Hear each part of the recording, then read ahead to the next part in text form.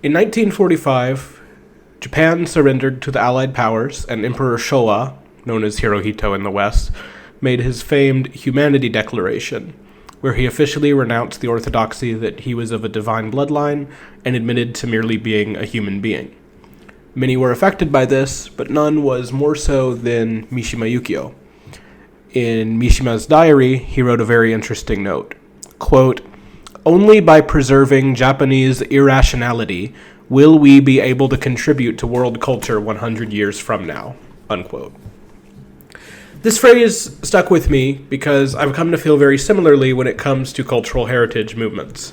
I want to do my best to explain how I believe that it's irrationality and arbitrariness, which in fact can be the most important thing in sustaining and preserving cultures around the world. I'll mostly focus on Japan as an example culture here, but this should be taken as applicable for any culture anywhere in the world in need of preservation and/or renewal.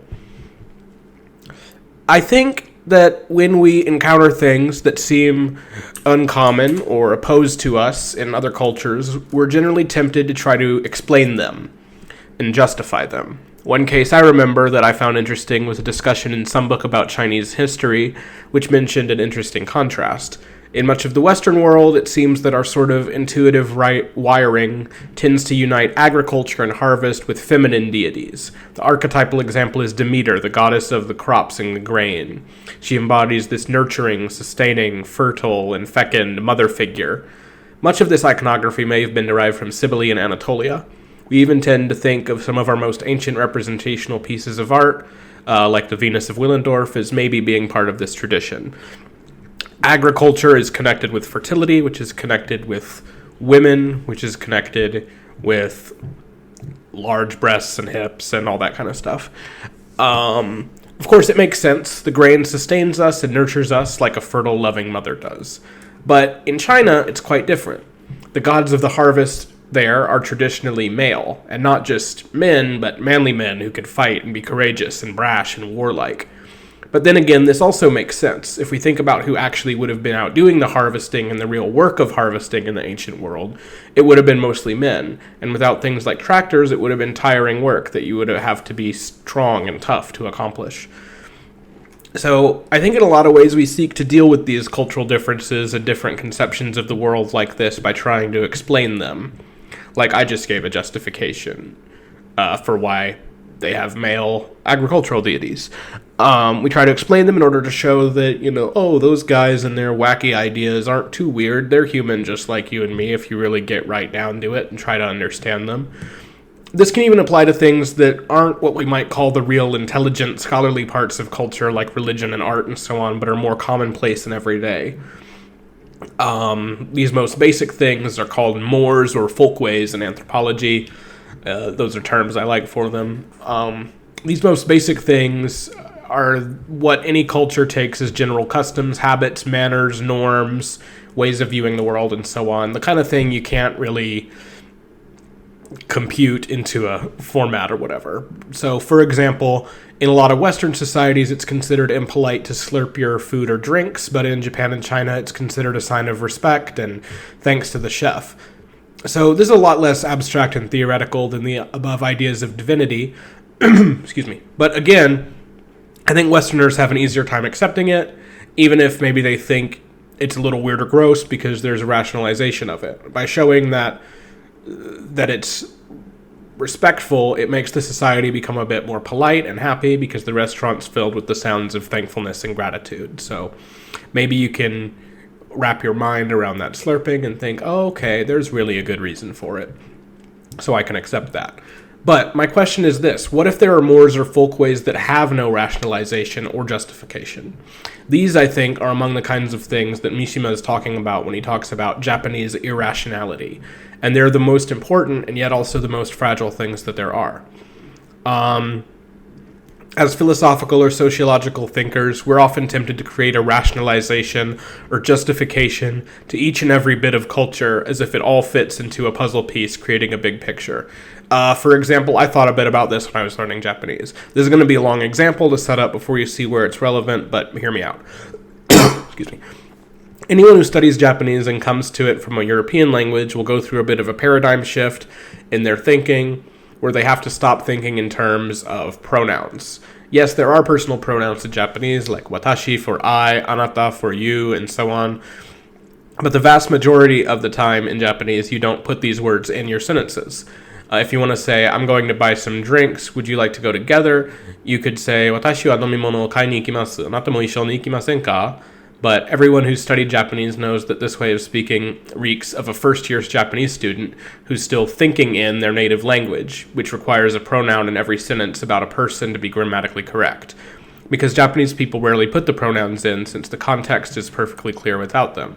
Nomimono o kai ni ikimasu, issou ni ikimasen ka? Literally, going to the store to buy drinks. Go together? There's a lot that's revealed philosophically about how much of the meaning of our language is based on shared context of use, rather than the actual words that this kind of use can illustrate. Certainly it's something that the later Wittgenstein would find interesting. And of course, it's this possibility of ambiguity which makes Japanese such a rich language for poetry. But anyway, the reason I bring this up is that I started to think a lot about the cultural value of this way of speaking, or what this way of speaking embodies and reflects about the culture. For example, I thought in my head about Western metaphysics, which have a Cartesian-inspired view of an individual soul trapped inside a body, a ghost in the machine, versus a Buddhist-inspired conception of non-self in Asian societies. Even in the language, we see this kind of thing reflected. The Westerner is so individualistic and has to put pronouns in every word because his language reflects the ontology of individual souls, while the Easterner is so selfless because his language reflects the transient and illusory nature of the self, as taught by the Buddha since ancient times. So his language can just focus on actions without having to put a self in every sentence. What a clear-cut, beautiful theory. But wait a minute, who was it who first put forward the idea of Anatman, or lack of self? Well, this idea was really formulated in India by the Buddha before it was formulated in Japan or China. And what languages were they speaking in India? Pali or Sanskrit, which are Indo-European languages, which are far closer to those European languages that we speak, which means that they probably had the same prominent pronouns that we do. So they came up with this theory even in a language that has this pronoun use and is closer grammatically to us. So I guess now that theory is kaput.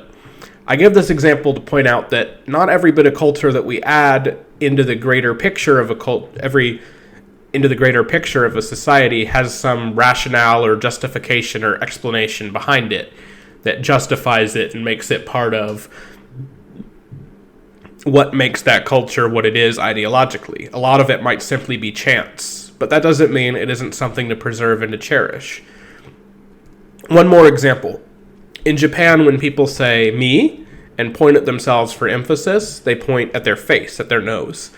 In the West, they point at their chest, like to their heart. So I lived in Japan for a while and thought about doing the English teaching route, but I saw something that really horrified me. I saw a teacher show the kids he taught how in the West we point to the chest instead of the face, and that they should do this if they talk to a foreigner so he doesn't get confused and think they're talking about their nose or something. Why did this horrify me? Because I immediately got a premonition of what might happen. What if one day everyone in Japan starts pointing at their chest instead of their face? That seemed very likely to me if the reason he mentioned got out, because I immediately saw how the process would go. Japanese realized that pointing at their faces instead of their chests might cause confusion with Westerners who are coming to Japan for the first time, and since Japanese people are so compassionate and accommodating, they don't want to cause trouble, so they do a bit of cost-benefit analysis and realize that it would overall cause less trouble if they just pointed at their chest instead of their face all the time. Then no visiting Westerners would be confused, and they wouldn't unconsciously point at their nose instead. And they aren't really losing anything by pointing at their chest instead of their face, are they? So the thought would go. There's no rational reason to point at the face over the chest, is there? So the thought process would go. What in Japanese culture, in terms of mentality or spirit, is being sustained by pointing at the nose instead of the chest? So the thought process would go. There's Mishima's point. Of course nothing. There is no rational justification for pointing at the face over the chest. But who knows what a small piece like this could undo if you take this one card out of the whole house of cards and we start removing things with no rational justification like that. I was more scared of a small, irrational thing like this being lost than anything else. Because I know that a lot of parts of Japanese culture will sustain themselves, because they can be rationally justified or have an inherent ideological appeal. The wisdom of Shinto religious thoughts of nature worship can stand even in the presence of more common religious traditions, because we'll run into ecological crises and it will seem beneficial and helpful to come in touch with the form of spirituality that connects us to the earth. The beauty of Chinese characters can stand even in the presence of simpler and more universal writing systems, because we'll come to see the virtues of conciseness and poetic richness in kanji. The practice of removing our shoes before entering a building can stand even in the presence of more efficient customs of leaving them on, because we'll recognize the spirit of respect and cleanliness that it represents to take your shoes off at the entrance. But there is no justification or rationality for little things like pointing at the face over the chest, and that is exactly why they're the most fragile and thus the most precious and in need of conscious protection. So, my appeal to everyone, Japanese, European, Native American, wherever you're at, please pay attention to the little irrational things like this that make your culture what it is, because they're the ones that'll disappear before you even notice it. All right. Thank you very much, everyone. Happy New Year. Happy Year of the Snake. It's a great year for renewal and rebirth and shedding unpleasant things from your past. And I look forward to trying to add some more stuff on this channel in this year, too. Bye.